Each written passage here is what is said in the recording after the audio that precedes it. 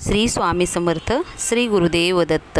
अशक्य ही शक्य करतील स्वामी या उक्तीप्रमाणे ज्यांच्या नामातच संपूर्ण ब्रह्मांडाची शक्ती सामावली आहे त्या अक्कलकोट निवासी श्री स्वामी समर्थ महाराजांना वंदन करून आपण या व्हिडिओला सुरुवात करूया. नसे सोबतीला कुणी रे जगावे, प्रभूला मनातून साथ घालावी. असेल जरी अंधार दाटलेला, स्वामीची प्रचिती सदैव पहावी. अनेकदा आपण दिवसभर इतके कष्ट करतो की रात्री देवापुढे बसून जप करायची शक्ती आपल्यामध्ये उरत नाही. अशा वेळी आपल्या मनात शंका येते की खरंच अंथरुणावर पडून नामस्मरण केल्याने स्वामींना राग येईल का? या शंकेचे निरसन करणारी आणि स्वामीच्या अगाध मायेची प्रचिती देणारी राघव नावाच्या एका सच्च्या भक्तांची कथा आणि पडून नामस्मरण केल्याचे चमत्कारिक फायदे आज आपण आजच्या व्हिडिओमध्ये पाहणार आहोत. बघा, अंथरुणावर पडून नामस्मरण करण्याचे आध्यात्मिक महत्त्व खूप आहे. दिवसभराच्या कष्टानंतर जेव्हा आपण रात्री अंथरुणावर विसावतो तेव्हा आपले शरीर थकलेले असते, मन विचारांच्या चक्रात अडकलेले असते. अशा वेळी श्री स्वामी समर्थ मंत्राचा जप करणे हे मनासाठी अमृतासारखे काम करते. बघा, त्याच्याबद्दल एक लहानशी कथा आहे. एका लहानशा शहरात श्याम नावाचा एक तरुण राहत होता. श्याम एका कारखान्यात दिवसभर खूप कष्ट करायचा. काम संपवून घरी येईपर्यंत तो इतका थकून जायचा की त्याला हात पाय धुवून देवापुढे बसण्याचीही शक्ती उरायची नाही. त्याला नेहमी वाटायचे की आपण स्वामीची भक्ती नीट करू शकत नाही. इतर लोक तासनतास बसून जप करतात आणि मी मात्र थकव्यामुळे झोपून जातो. ही खंत त्याला सतत मनात सतावत असे. एकदा त्याने एका स्वामींच्या भक्ताला आपली ही अडचण सांगितली. त्यांनी श्यामला सांगितले, श्याम, स्वामींनी बाह्यरूपापेक्षा मनाला भाव प्रिय आहे. तू अंथरुणावर पडूनही त्यांच्या मनापासून साधही घालू शकतो. त्या रात्री श्याम अंथरुणावर पडला.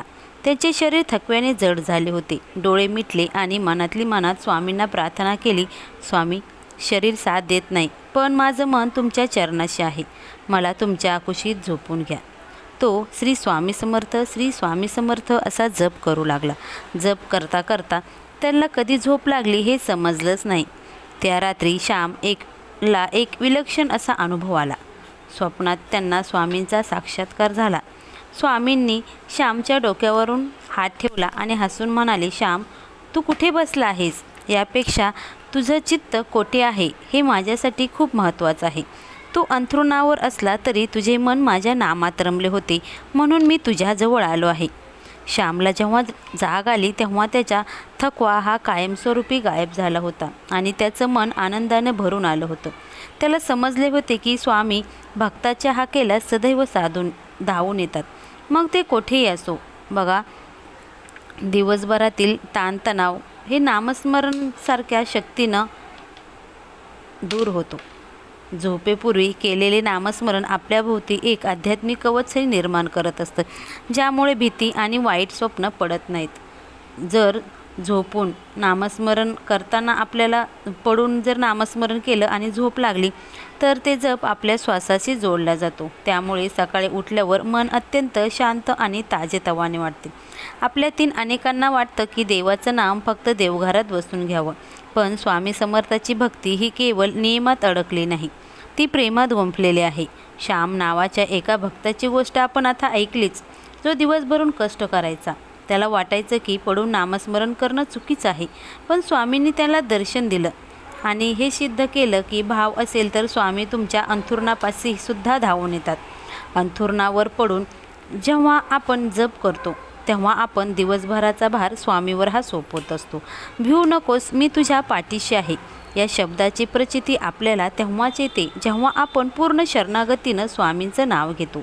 हे नामस्मरण आपल्याला शांत झोप तर देतच, पण आपल्या अंतर्मनाला सुद्धा शुद्ध करतं.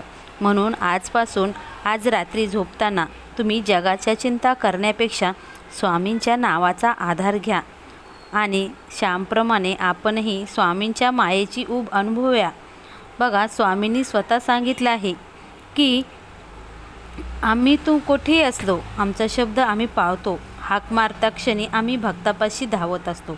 श्यामप्रमाणेच आपणही स्वामींच्या मायेची ऊब जाणून घ्या आणि स्वामीवर विश्वास ठेवा. स्वामी तुम्हाला सुद्धा या रात्री नक्कीच तुम्हाला भेट देतील.